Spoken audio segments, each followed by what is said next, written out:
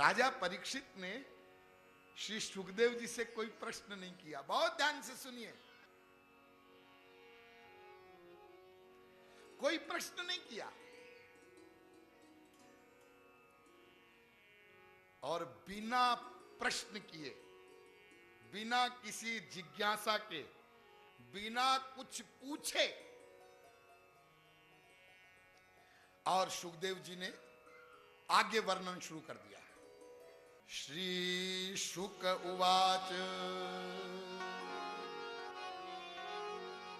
मैंने क्या बताया आप लोगों को? कोई प्रश्न नहीं किया है महाराज परीक्षित ने, कोई जिज्ञासा भी नहीं है, लेकिन सुनाने की इतनी उत्सुकता है, सुखदेव जी इतने उत्कंठित हैं, इतनी व्याकुलता है सुनाने की कि बिना पूछे ही प्रसंग शुरू कर दिया।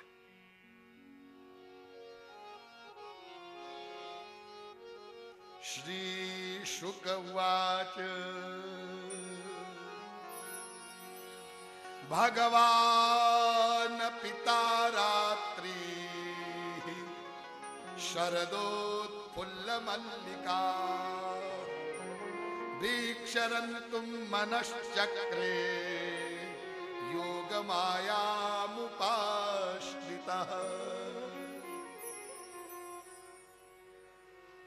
रास का प्रकरण सुखदेव जी ने अपने आप सुनाना प्रारंभ किया। परीक्षित, अब मैं तुमको जो लीला सुनाने जा रहा हूं, ये भगवान श्री कृष्ण की सर्वोत्कृष्ट लीला है। ये लीला किसकी लीला है, ये सबसे पहले समझ लो। आज समझे रहो पूरी लीला सुनते समय, तो पहला जो शब्द है वो है भगवान। भगवान, यद्यपि श्री कृष्ण का मधुर स्वरूप है वृंदावन में, लेकिन फिर भी सुनाने से पहले परिचय दे रहे हैं।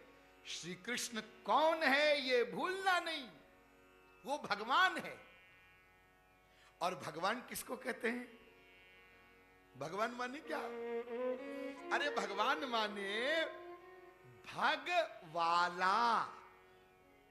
जैसे आप लोग सुनते हैं धनवान, तो धनवान माने क्या होता है? धनवान माने धन वाला। रूपवान माने रूप वाला।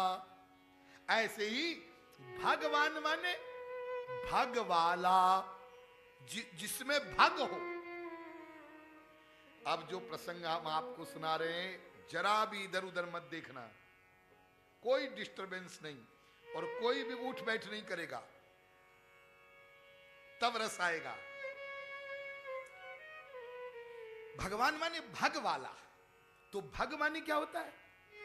भग माने ऐश्वर्य। तो भगवान शब्द का अर्थ क्या हुआ? ऐश्वर्य वाला। अच्छा, तो भगवान में क्या ऐश्वर्य है? ऐश्वर्यस्य समग्रस्य धर्मस्य यशस्य ज्ञान वैराग्य योश्चैव षण्णाम भग इतीरणा। षड ऐश्वर्य हैं भगवान श्री कृष्ण में, 6 ऐश्वर्य। अनंत मात्रा का यश, अनंत मात्रा का ऐश्वर्य, अनंत मात्रा की श्री, अनंत मात्रा का ज्ञान, अनंत मात्रा का वैराग्य, अनंत मात्रा का धर्म। ऐश्वर्यस्य समग्रस्य धर्मस्य यशः श्रेयः, ज्ञान, अनंत मात्रा का ज्ञान। ये अनंत अनंत मात्रा के जिसमें होते हैं वो भगवान। उन भगवान ने, श्री कृष्ण ने भगवान पिता रात्रि, उन रात्रियों को देखा। शरद पूर्णिमा की रात्रि है, तो रात्रि एक है, एक वचन लिखना चाहिए, लेकिन बहुवचन लिखा। तारात्रि, उन रात्रियों को देखा। कौन सी रात्रियां? चीरहरण के प्रकरण में भगवान ने ब्रज कुमारिकाओं को जो वचन दिया था और कहा था इन्हीं रात्रियों में, तो वो रात्रियां पूंजीभूत होकर के वहां प्रकट हो गई और भगवान ने उन रात्रियों को दिव्य बनाया। शरदोत्फुल्ल मल्लिका, शरद काल है लेकिन बसंत कालीन फूल खिले हैं। इतना दिव्य वातावरण बना है। ऐसे दिव्य वातावरण को देख करके, उन रात्रियों को देख करके, वीक्षरन्तुम मनश्चक्रे, भगवान ने गोपियों के साथ रमण करने के लिए, रास करने के लिए मन बनाया। भगवान के मन होता नहीं है, अप्राणो ह्यमना वेद कहता है, उसके मन नहीं होता। अब मन बनाया, रास हो कैसे हो? ऐसे रास नहीं होगा। तो किशोरी जी की कृपा के बिना रास नहीं होगा।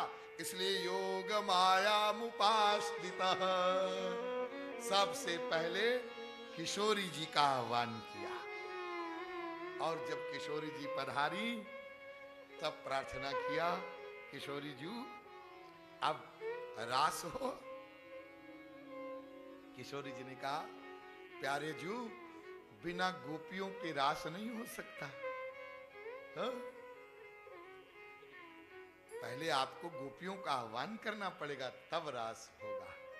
भगवान ने मन में संकल्प किया और जब मन में संकल्प किया कि अब वो वातावरण बने, तब फिर आगे योग माया ने वो वातावरण, रास के उपयुक्त दिव्य वातावरण तैयार किया।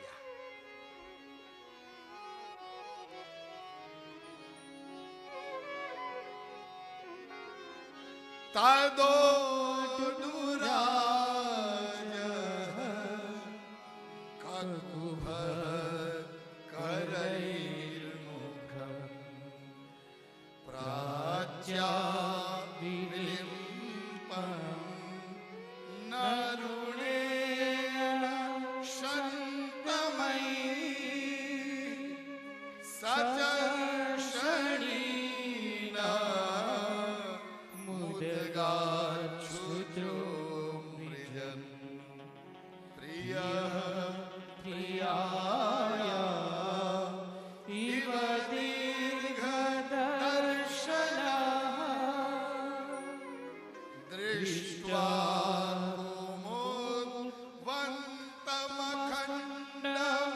कुमुद्वन्तमखण्डमण्डलम् रमाननाभं नवकुङ्कुमारं वनं च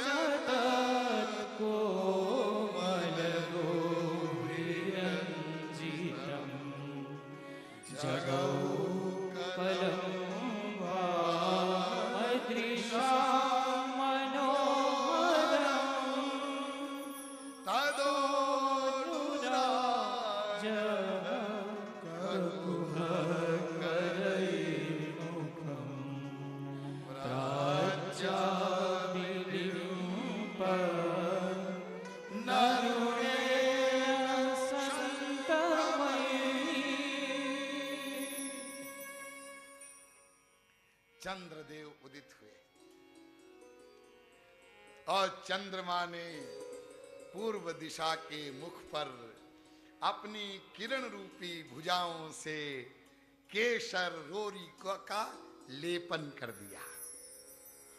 जैसे किसी स्त्री का पति बहुत वर्षों से दूर हो और वो आज आया हो और वो अपनी पत्नी को प्रसन्न करने के लिए उसके कपोलों पर रोरी मल दे, गुलाल मल दे, केशर मल दे, ऐसे ही चंद्रदेव ने अपनी किरणों से पूर्व दिशा को रंजित कर दिया।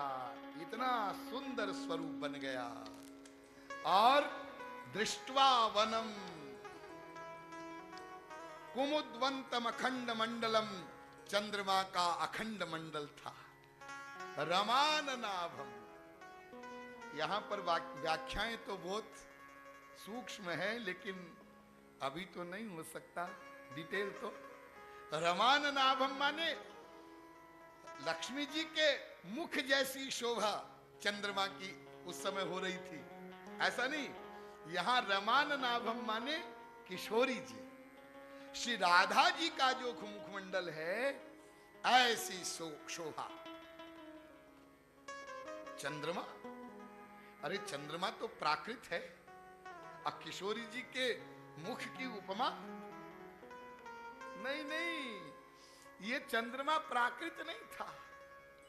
जब रास के लिए श्रृंगार करके युगल सरकार पधारे और उनका दिव्य सुंदर स्वरूप चंद्रमा ने देखा, तो चंद्रमा को बड़ा अहंकार था अपनी सुंदरता पर। लेकिन जब युगल सरकार की सुंदरता को देखा तो बेचारा चंद्रमा पिघल गया। तो उसका चंद्र सरोवर बन गया। वृंदावन में चंद्र सरोवर है ना। तो युगल सरकार ने चंद्र सरोवर में स्नान किया कि अब श्रृंगार दोबारा फिर कर लेंगे, अभी तो चंद्रमा पिघल गया, तो चलो अभी स्नान करते हैं। और जब स्नान किया तो किशोरी जी के शरीर की आभा, उस आभा से युक्त वो हुआ, और उससे जो चंद्रमा प्रकट हुआ वो आज शरद पूर्णिमा पर शोभायमान है। इसलिए किशोरी जी की अंग कांति से युक्त वो चंद्रमा है, इसलिए रमान नाभम। पूरे वन की हर रोम रोम में, कणिका में प्रेम का रस वहां पर बरस गया है। बड़ा सुंदर जो ये रास केली है और जो वृंदावन का वातावरण है, जयदेव महाप्रभु जी ने भी बड़ा सुंदर वर्णन किया है इसका। जब ठाकुर जी रास के लिए पधारते हैं तो कैसा वातावरण वहां रहता है। ललिता मंगलता परिशीलन कोमल मलय समीरे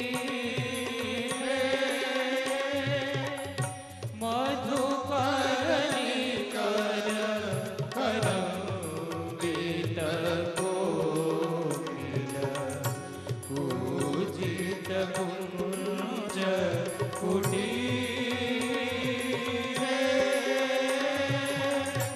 मृगमद सौरभ रभसव संबल नवदल माल तमाले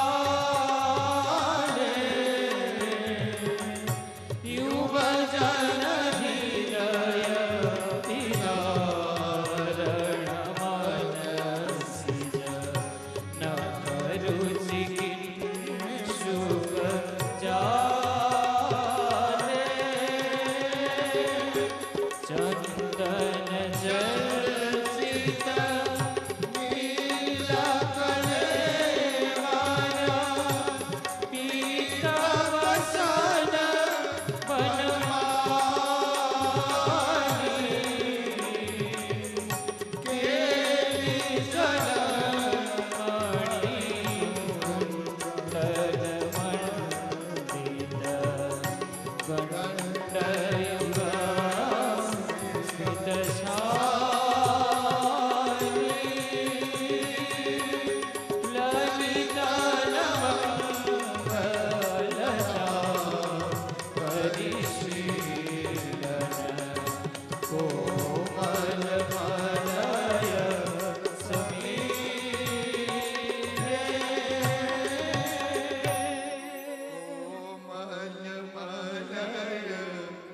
तो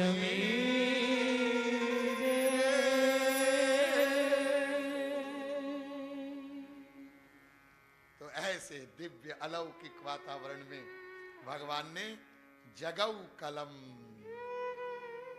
भगवान ने आकर्षणी मुरली बजाया। ध्यान दीजिए, मुरली भी कई प्रकार की है, एक प्रकार की मुरली नहीं है। गोपियों को बुलाना है ना, हाँ, इसलिए आकर्षणी मुरली बजाया। और वो मुरली की ध्वनि जो जो रास रस के अधिकारी जीव थे उनको सुनाई पड़ी, कैलाश तक और किसी को सुनाई नहीं पड़ी। तो निशम्य गीतं तदनङ्गवर्धनं व्रजस्त्रियः कृष्णगृहीतमानसा आजमुरन्योन्यमलक्षितोद्यमा सयत्र कान्तो जवलोलकुण्डला निशम्य गीतं तदनङ्गवर्धनं व्रजस्त्रियः कृष्णगृहीतमानसा आजमुरन्योन्यमलक्षितोद्यमा सयत्र कान्तो जवलोलकुण्डला निशम्य गीतं तदनङ्गवर्धनम्। वो भगवान की वेणु का निनाद श्री कृष्ण के प्रति अत्यंत प्रेम पैदा करने वाला, व्याकुलता पैदा करने वाला ऐसा विलक्षण था कि गोपियों के मन को ठाकुर जी ने मुरली ध्वनि के द्वारा अपने पास खींच लिया। और जब वो तो पहले से ही तन मन प्राण समर्पित कर चुकी है ठाकुर जी की को, लेकिन अब तो गोपियों के अंतःकरण को ठाकुर जी ने खींच लिया। और जब अंतःकरण को ठाकुर जी ने खींचा मुरली ध्वनि के द्वारा, तो ब्रज की गोपियां जो जहां जो काम कर रही थी उस काम को वहीं पर छोड़ करके भागी। आप लोगों ने कथा में सब सुना है, जो दूध दू रही थी दूध दूना छोड़कर भागी, जो दूध ओटा रही थी वो उसको छोड़कर भागी, जो लपसी बना रही थी उसको छोड़कर भागी, जो बच्चे को दूध पिला रही थी दूध पिलाना छोड़कर भागी, पतियों को जो भोजन परिस रही थी उसको छोड़कर के भागी। कोई कोई गोपी स्नान कर रही थी, उबटन लगा रही थी, श्रृंगार कर रही थी। वो गोपी जो श्रृंगार आदि कर रही थी, तो जब बंशी ध्वनि सुनी तो उल्टा पलटा श्रृंगार कर लिया। हाँ? यानी आंख में जो लगाते हैं वो होठ पे लगा लिया, होठ पे जो लगाते हैं वो आंख में लगा लिया, जो हाथ में पहनते हैं वो पैर में पहन लिया, जो गले में पहनते हैं कमर में पहन लिया, और अंड बंड ढंग से कपड़े पहन करके और गोपियां वहां चली। इस लीला में एक बहुत समझने की बात है, सब लोग बहुत ध्यान से सुनो। इसका मतलब यह है कि भगवान से मिलने का जाने का जो मार्ग है उसमें जीव को अकेले ही चलना है, दूसरे का इंतजार मत करो। तुम भी कथा में चल रहे हो क्या, तो मैं भी चलूं? हाँ? ना ना, तुमको समझ में आ गया, तुम चलो, बस दूसरे का इंतजार नहीं करना है। और दूसरी बात यह समझनी है कि भगवान की शरण में जाने के लिए, उनके पास जाने के लिए बनने ठनने की आवश्यकता नहीं है, कोई आपको बनावट करने की आवश्यकता नहीं है। तुम जो हो, जैसे हो, वैसे ही भगवान की शरण में चले जाओ और वो अपने आप तुमको ठीक कर लेंगे। तो गोपियां ठाकुर जी के समीप पहुंची है, और जब ठाकुर जी के समीप पहुंची तो उसमें एक घटना बीच में और हुई कि कुछ गोपियां ऐसी थी जो घर से बाहर नहीं निकल सकी, उनके घर के लोगों ने दरवाजा बंद कर दिया। अब उसको इतनी व्याकुलता हुई श्याम सुंदर के मिलन की, इतना विरह उत्पन्न हुआ कि वो बैठे ध्यान करने के लिए, और श्याम सुंदर हृदय में ही प्रकट हो गए, और ऐसा उसको आनंद आया, ऐसा रस आया, ऐसा विरह उत्पन्न हुआ कि जो कुछ उसके शेष संस्कार थे वो भी समाप्त हो गए, और वो जो गुणमय देह था शरीर, वो शरीर उस गोपी का वहीं छूट गया, और वो दिव्य देह धारण करके सबसे पहले रास में पहुंच गई। यहां पर और भी बहुत बारीक बातें हैं,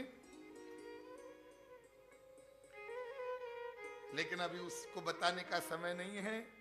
बस इतना समझ लीजिए कि भगवान को जिस भाव से भी कोई प्यार करेगा, कामम, क्रोधम, भयम, स्नेहम, ऐक्यम, ये कुछ गोपियां ऐसी थी जो श्री कृष्ण को भगवान नहीं जानती थी, बस एक सुंदर लड़का है, भगवान भगवान नहीं, सुंदर लड़का जान करके प्रेम किया, उनकी जार बुद्धि थी, लेकिन फिर भी उनको श्री कृष्ण की ही प्राप्ति हुई।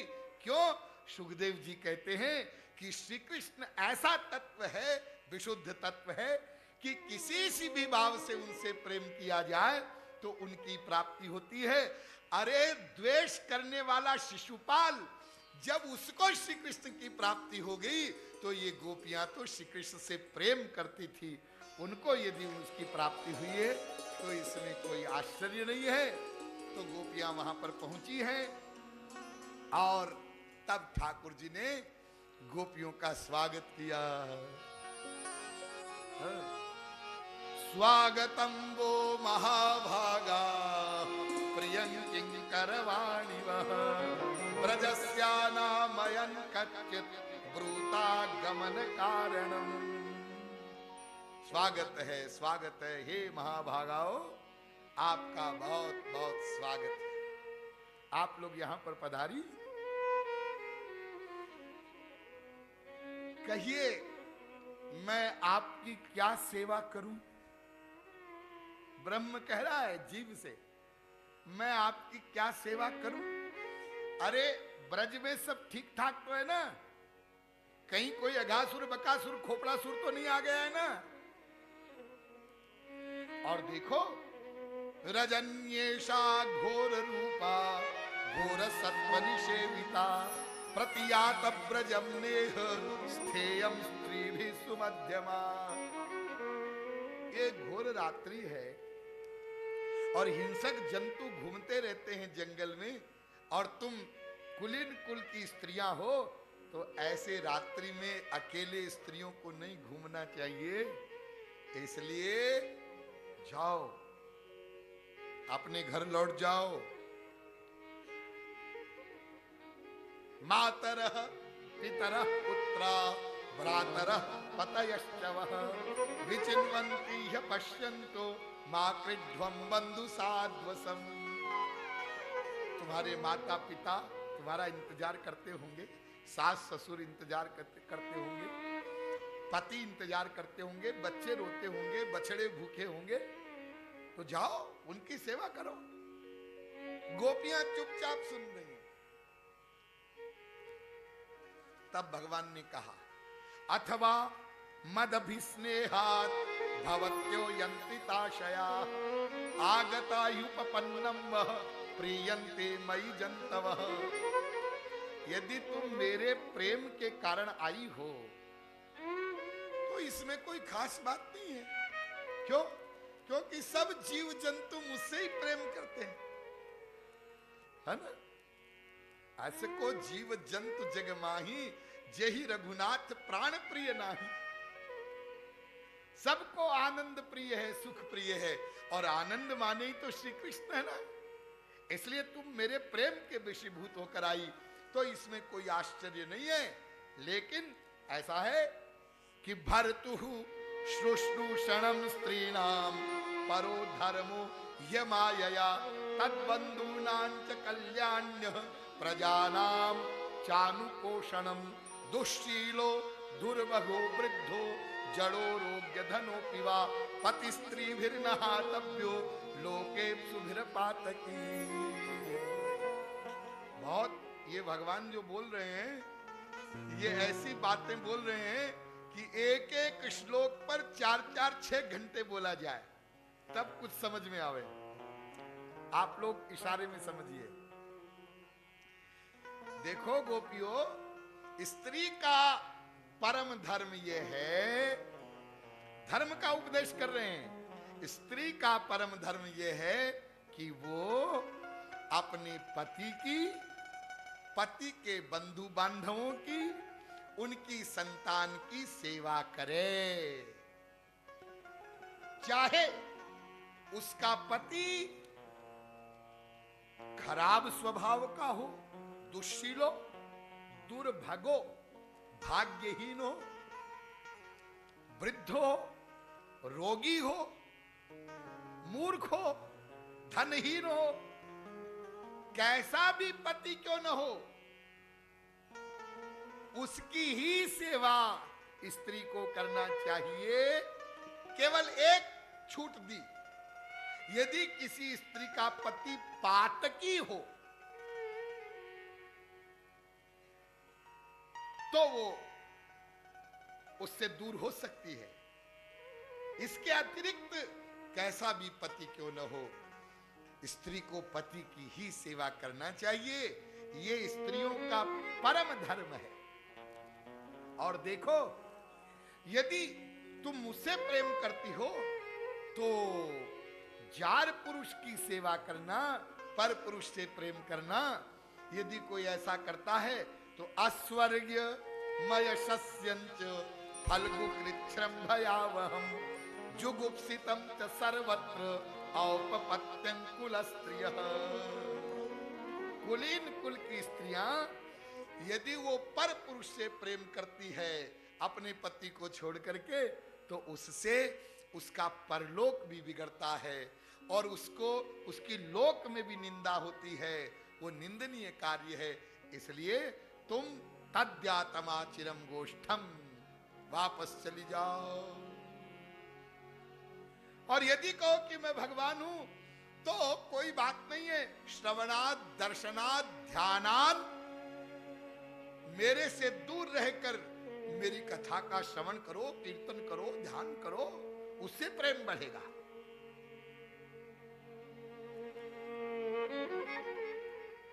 ठाकुर जी के ये वचन जब गोपियों ने सुने, इति विप्रियमाकर्ण्य, ये अप्रिय वचन सुने तो गोपियां इतनी दुखी हो गई। भग्न संकल्पा, उनका संकल्प भग्न हो गया, चिंता में डूब गई और उनका सिर झुक गया। ध्यान दीजिए, सिर झुका लिया, आंखों से आंसू बरस रहे हैं।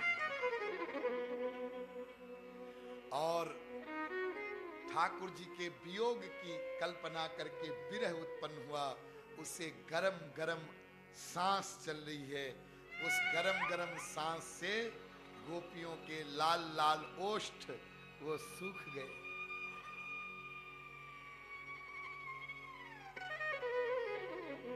मानो ये संकेत कर रहे हैं कि आपके विरह में तो अभी तो होठ ही सूखे हैं, यदि इसके बाद आप और कुछ आगे कहेंगे तो हमारा ये शरीर ही जल के भस्म हो जाएगा। और सिर झुकाया, मानो वो ये कह रही हैं, हमने आपसे प्रेम किया था, हमने कोई संसारी मनुष्य से प्रेम थोड़े किया था। और सदा हमारा मस्तक गौरव से ऊपर रहता था। श्याम सुंदर हमारे प्रियतम हैं, लेकिन अब आप हमें वापस जाने के लिए कह रहे हैं तो हम किसी को मुंह दिखाने लायक भी नहीं रही। इसलिए सिर झुक गया है और अपने चरणों के अंगूठे के नाखून से वो जमीन को कुचल रही हैं।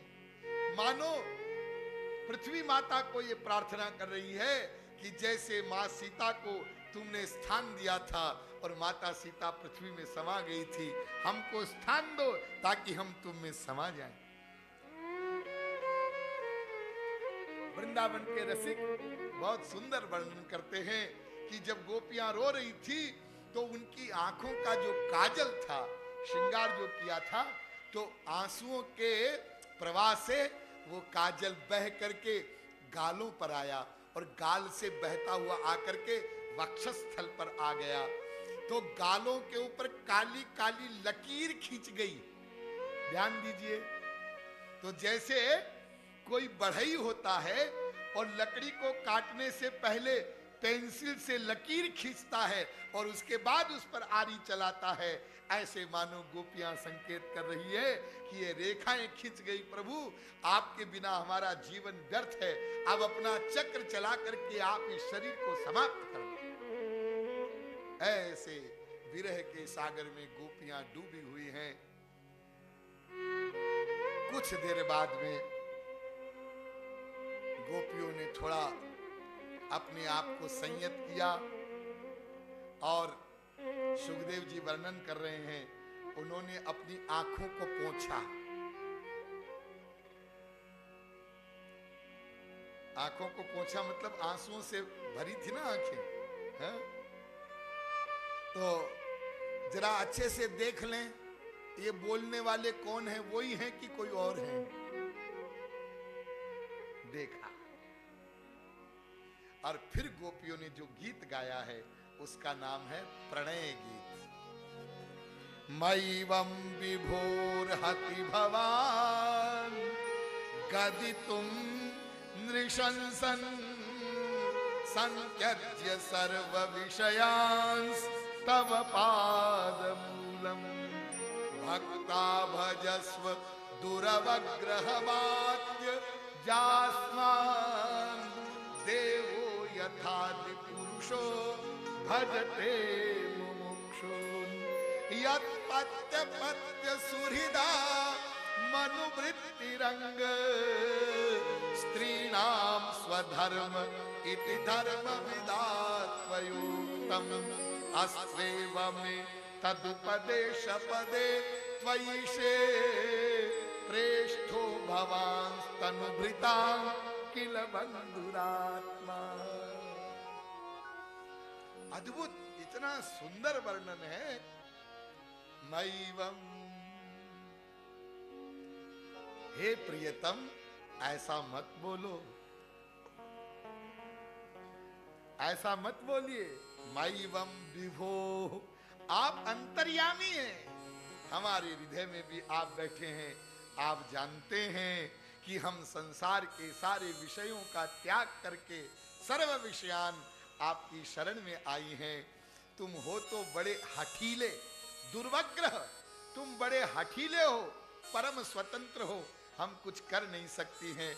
लेकिन भगवान भी अपने शरण में आए हुए जीव को त्यागता नहीं है। हम आपकी शरण में आई हैं, हे प्रियतम हमारा त्याग मत करो। और आपने जो धर्म का उपदेश किया कि अपने पतियों की सेवा करो, बंधु बांधवों की सेवा करो, तो ये धर्म का उपदेश आप पर ही लागू होता है। क्यों? क्योंकि समस्त आत्माओं की आत्मा आप हैं, इसलिए आपकी सेवा हम करेंगी तो परम पति की सेवा हो जाएगी। इसलिए धर्म का उपदेश आप पर ही लागू होता है। अब जावे तो जावे कैसे? मन को तो आपने चुरा लिया, आप मन वापस कर दो तो हम लौट जावे, और यदि लौट भी जाए तो मन आपके पास है, घर का काम कैसे करेंगे? हे श्री कृष्ण, हे प्रियतम, हम तो ब्रज की ग्वालिने हैं, बेपढ़ी लिखी हैं, लेकिन आपसे हम एक बात पूछती हैं कि क्या अनंत कोटि ब्रह्मांडों में ब्रह्माणी, रुद्राणी, वाणी, महालक्ष्मी, क्या कोई ऐसी स्त्री हुई थी या है या होगी जो आपके सौंदर्य को, माधुर्य को देखे और आप में अनुरक्त न हो जाए?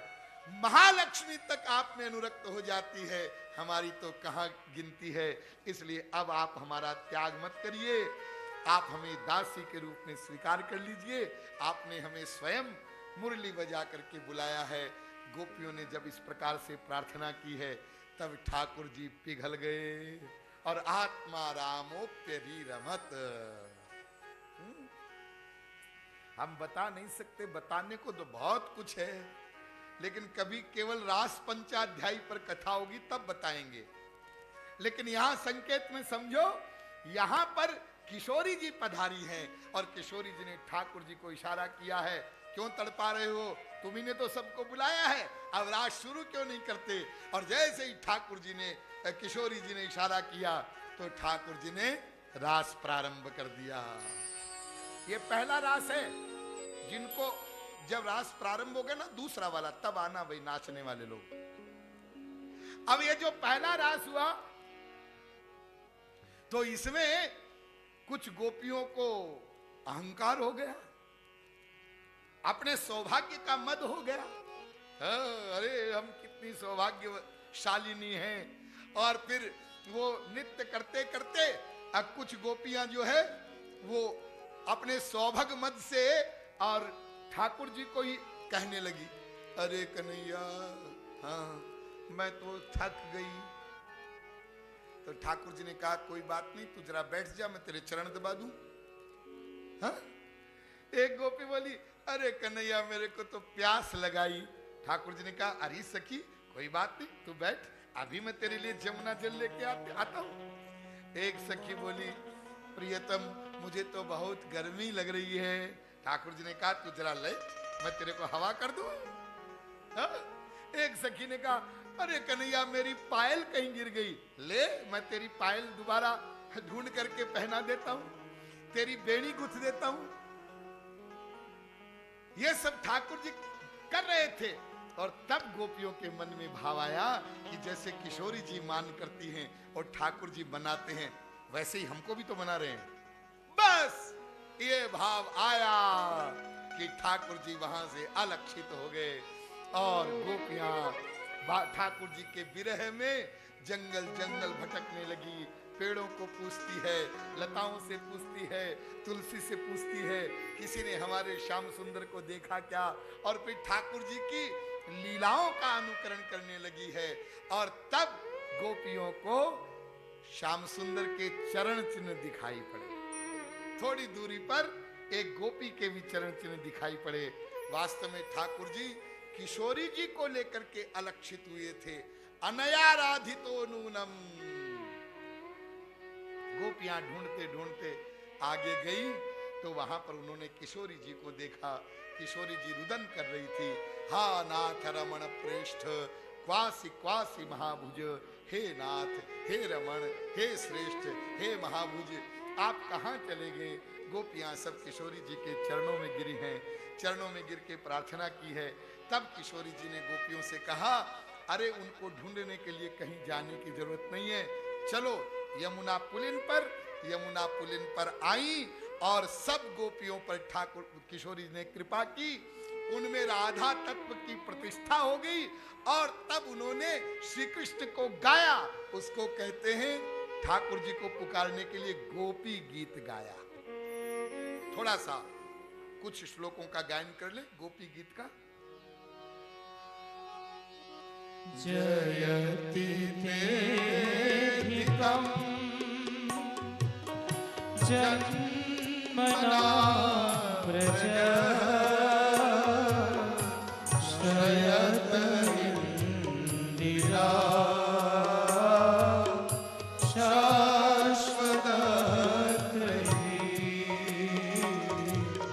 द्वैत दृश्यता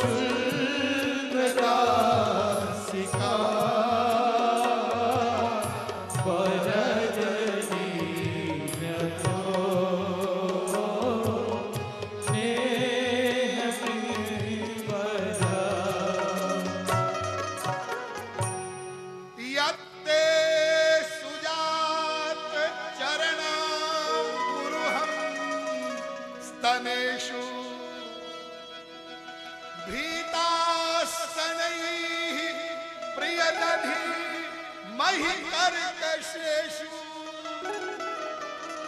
तेना तवी मटसितत् व्यथते न किंस्मित् कूर्पादिभिर्भ्रमति धीर भवदायुषाम् नः भवदायुषाम् नः।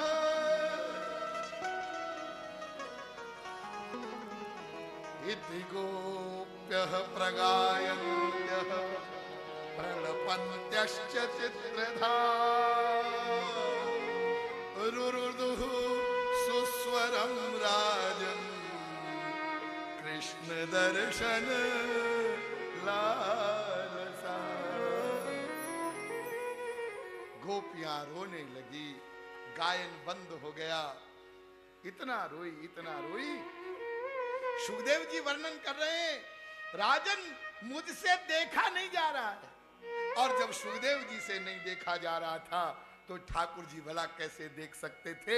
इसलिए तासामाविर्भूत